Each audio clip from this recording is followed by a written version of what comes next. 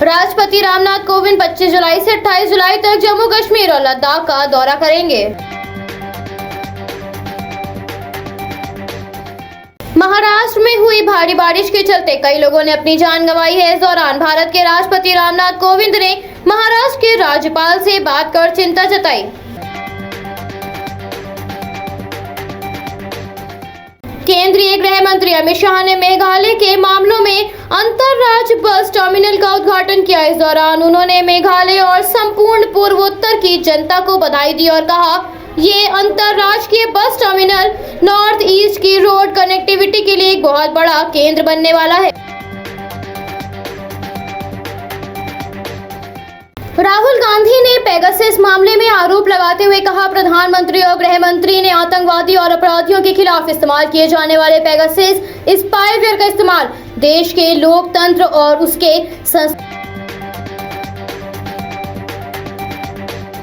दिल्ली के रनहौला इलाके से 29 मई से लापता 16 साल की एक नाबालिग लड़की को मध्य प्रदेश के भिंड से बरामद किया गया। बता दें, राजीव नाम के एक शख्स ने नाबालिग लड़की को 50,000 में भिंड के एक शख्स को बेच दिया था। फिलहाल पुलिस ने राजीव को गिरफ्तार कर लिया है, वहीं दूसरे आरोपी की तलाश में जुटी हुई है। दिल्ली जयपुर हाईवे खेड़ा बॉर्डर पर चल रहे किसान आंदोलन में शनिवार को भारतीय किसान यूनियन के प्रवक्ता राकेश टिकैत पहुंचे थे। इस दौरान उन्होंने कहा, सरकार अपनी हट पर अड़ी हुई है, इसलिए अभी किसान आंदोलन अगले 35 महीनों तक चलेगा। सीबीआई ने आर्म्स लाइसेंस घोटाले को लेकर जम्मू कश्मीर व दिल्ली में करीब 40 जगहों पर छापेमारी की। बता देंगे, छापेमारी तत्कालीन लोक सेवकों के दफ्तर, घर और करीब 20 गन हाउस पर की गई है। दिल्ली पुलिस ने एक शख्स को गिरफ्तार किया है, जिसने मामूली विवाद के चलते एक आदमी को मौत के घाट उतार दिया था। हादसे के बाद शख्स उसकी लाश को रिक्शे में रखकर ठिकाने लगाने जा रहा था, तभी मौके पर पहुंची पुलिस ने आरोपी को गिरफ्तार कर लिया है। उत्तर प्रदेश में मुख्यमंत्री योगी आदित्यनाथ ने सत्ता संभालने के बाद ही अपराधियों को ललकारते हुए कहा था, अपराधियों को किसी भी कीमत पर छोड़ा नहीं जाएगा। जिसके बाद उत्तर प्रदेश के शामली में यूपी पुलिस ने इनकाउंटर का खौफ इस कदर देखा गया कि 3 खूंखार गैंगस्टर ने खुद ही थाने में आकर आत्मसमर्पण कर लिया। उत्तर प्रदेश के मुख्यमंत्री ने देवरिया में महर्षि देवराहा बाबा मेडिकल कॉलेज के निर्माण कार्यों का जायजा लिया, जिसका 30 जुलाई को प्रधानमंत्री लोकार्पण करेंगे।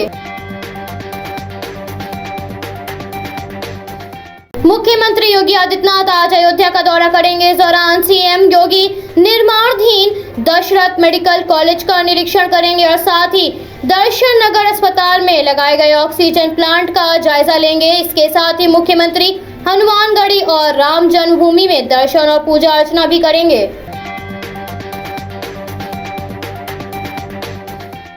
प्राप्त जानकारी के अनुसार उत्तर प्रदेश में आगामी विधानसभा चुनाव 2022 में सीएम योगी आदित्यनाथ गोरखपुर की किसी सीट से, वहीं डिप्टी सीएम केशव प्रसाद मौर्य कौशाम्बी की सिराथू सीट से, लखनऊ से दिनेश शर्मा और प्रतापगढ़ की कुंडा सीट से मंत्री डॉक्टर महेंद्र सिंह चुनाव लड़ सकते हैं।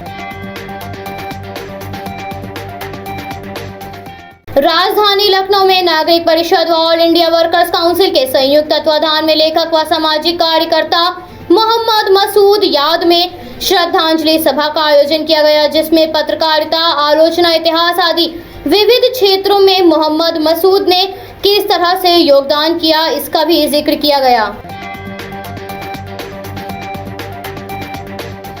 लखनऊ विश्वविद्यालय ने यूपी संयुक्त बीएड प्रवेश परीक्षा 2021 की तिथि बदल दी है, जिसके बाद अब बीएड प्रवेश परीक्षा 6 अगस्त को आयोजित की जाएगी।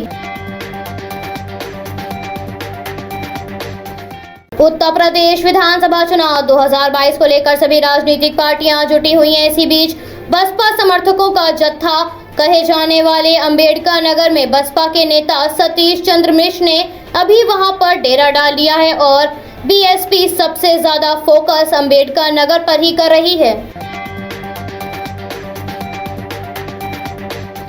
उत्तर प्रदेश प्रदेश के कानपुर में भी राज कुंद्रा का कनेक्शन निकला, जिसमें राज की कंपनी की कमाई से कानपुर में 2 युवतियों ने अकाउंट में पैसा आता था, जिसके बाद मुंबई क्राइम ब्रांच की टीम ने कानपुर में डेरा डाल लिया है और संबंधित बैंक खातों को बंद कर दिया है। उत्तर प्रदेश के हरदोई के रहने वाले मेजर साथी को बचाने में शहीद हो गए। बता दें 15 फीट की ऊंचाई से गिरने पर वह बुरी तरह से घायल हो गए, जिसके बाद उन्होंने गुवाहाटी के अस्पताल में दम तोड़ दिया। मेजर की मौत की खबर मिलते ही उनके घरवा जिले में शोक की लहर दौड़ गई है। उत्तर प्रदेश के रामपुर में शनिवार की सुबह कैंटर और कार की भिड़ंत हो गई। इस हादसे में 5 लोगों की मौत हो गई। फिलहाल पुलिस ने सभी के शवों को कब्जे में लेकर पोस्टमार्टम के लिए भेज दिया है। कर्नाटक सरकार ने बीते कोविड-19 की पाबंदियों में छूट देते हुए सभी दिशा निर्देशों का पालन करने के साथ ही कर्नाटक में सभी पूजा स्थलों को 25 जुलाई 2021 से खोलने की अनुमति दे दी है। हालांकि जुलूस, मंदिर, उत्सव और सभा पर फिलहाल रोक लगी हुई है। उत्तर प्रदेश के गौतम बुद्ध नगर में ऑपरेशन मुस्कान के तहत पुलिस ने 78 बच्चों को उनके घर वालों से मिलवाया, जिसके बाद बच्चों को वापस घर पहुंचाकर चेहरे पर खुशी लौट आई।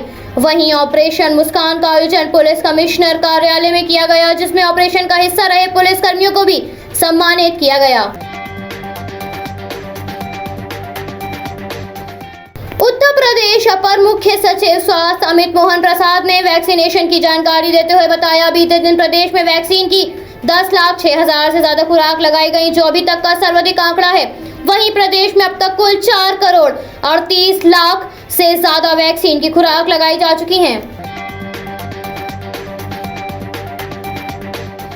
जेएमएम ने बीजेपी पर झारखंड सरकार को गिराने की साजिश रचने का आरोप लगाया है। महाराष्ट्र के मुख्यमंत्री ने रायगढ़ में तालिये गांव का दौरा किया। इस दौरान उन्होंने पीड़ित लोगों से मुलाकात की। महाराष्ट्र के मुख्यमंत्री उद्धव ठाकरे ने बाढ़ प्रभावित लोगों के लिए बयान जारी करते हुए कहा, बाढ़ से जिन लोगों का नुकसान हुआ है उन्हें मुआवजा दिया जाएगा। हम कोशिश करेंगे कि भविष्य में ऐसी घटनाओं में किसी की जान न जाए।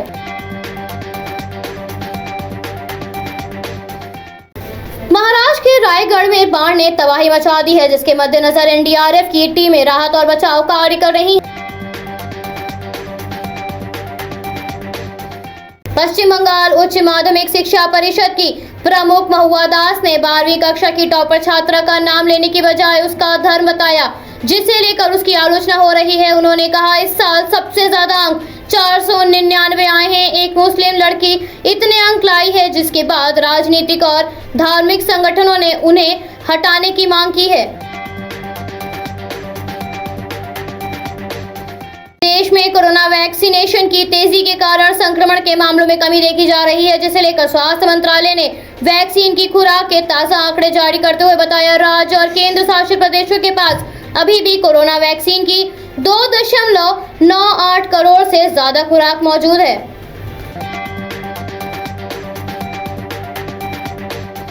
बाजार में आईपीओ की उपस्थिति को लेकर नीति आयोग ने सीईओ अमिताभ कांत ने कहा, डिजिटल प्रौद्योगिकी ने भारत में स्टार्टअप के लिए ऊर्जा शक्ति प्रदान की है और आईपीओ से भारत की बाजार में इजाफा देखने को मिलेगा।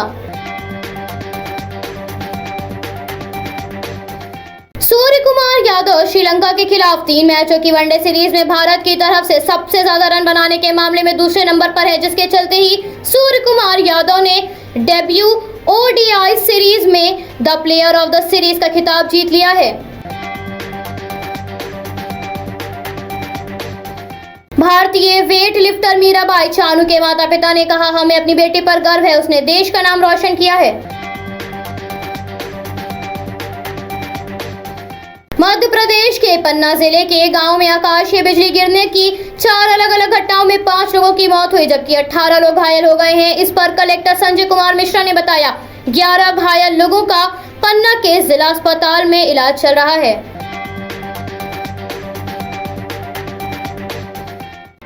गोवा में 300 यूनिट महामुफ्त बिजली के आपके दावे पर दिल्ली के ऊर्जा मंत्री सत्येंद्र जैन को पावर डिबेट की चुनौती देने वाले राज्य ऊर्जा मंत्री नीलेश कैब्रल बराल ने कहा, उनके सवालों का इंतजार करूंगा और जवाब दूंगा।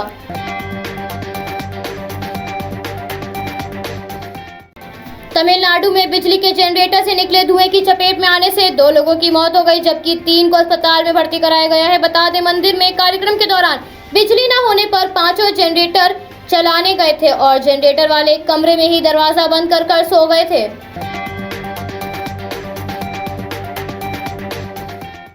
भुवनेश्वर रेलवे स्टेशन जल्द ही विश्व स्तरीय रेलवे स्टेशन बनाया जा रहा है, जिसके लिए अगले 6 महीने के अंदर टेंडर निकाले जाएंगे।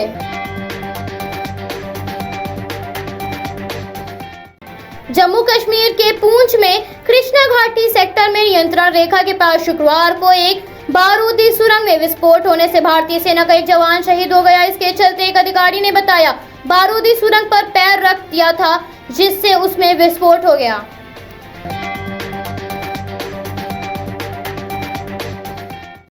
जम्मू कश्मीर में लगातार ड्रोन गतिविधियां देखने को मिल रही हैं, जिसके बाद अब पाकिस्तान ड्रोन हमलों का जवाब DRDO एंटी ड्रोन सिस्टम से देने के लिए तैयार है, जिसका परीक्षण जम्मू अंतर्राष्ट्रीय सीमा पर शुरू कर दिया जाएगा।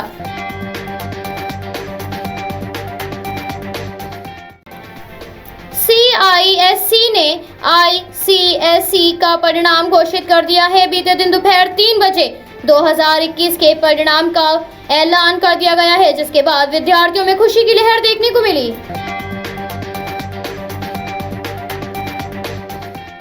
भारतीय रेलवे आज बांग्लादेश में 200 metric ton liquid medical oxygen की डिलीवरी करेगा। रेलवे ने बताया, 10 कंटेनर के साथ ट्रेन झारखंड के टाटानगर से बांग्लादेश के बेनापोल के लिए रवाना होगी।